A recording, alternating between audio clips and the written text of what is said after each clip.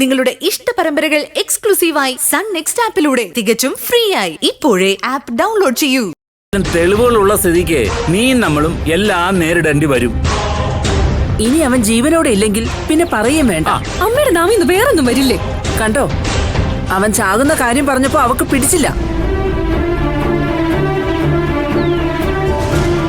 ആരെക്കുറിച്ചായാലും പറയുന്നതിനൊക്കെ അല്പം മര്യാദ വേണ്ടേ അമ്മേ? നിന്റെ അമ്മ പറഞ്ഞാൽ എന്താ തെറ്റ്? അവനെ കാണാതായിട്ട് ദിവസങ്ങളായില്ലേ, ഫോണും സ്വിച്ച് ഓഫും. സാധാരണഗതിയില് സുനിൽ ഒരിക്കലും ഫോൺ സ്വിച്ച് ഓഫ് ചെയ്ത് വെക്കാറില്ലല്ലോ. അച്ഛാ, ഞാൻ സുനിലുമായിട്ടുള്ള എല്ലാ ബന്ധവും അവസാനിപ്പിച്ചതാ. അവസാനം എന്നെ കാണാൻ വേണ്ടി സുനിൽ വന്നത് എന്തിനാണെന്ന് ഞാൻ പറഞ്ഞതുമാണ്. എന്തിനാ പിന്നെ എന്നിങ്ങനെ വേട്ടയാടുന്നേ?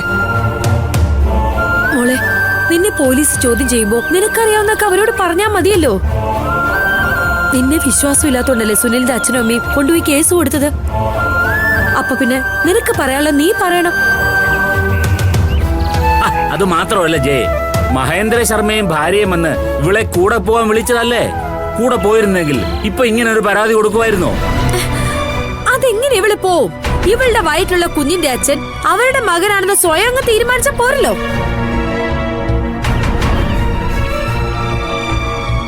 അവനെ സ്നേഹിച്ചു പോയിന്നുള്ള ഒരു തെറ്റ് മാത്രമല്ലേ ഇവള് ചെയ്തുള്ളൂ.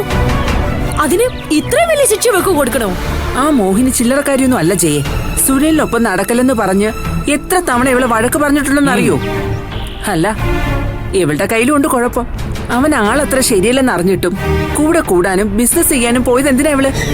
അമ്മേ, ഞാൻ മറക്കാൻ ശ്രമിക്കുന്നതൊക്കെ വീണ്ടും എന്തിനാ വലിച്ചു പുറത്തേക്കിടുന്നേ? ലോകത്ത് ഞാൻ മാത്രമേ പ്രണയിച്ചിട്ടുള്ളൂ.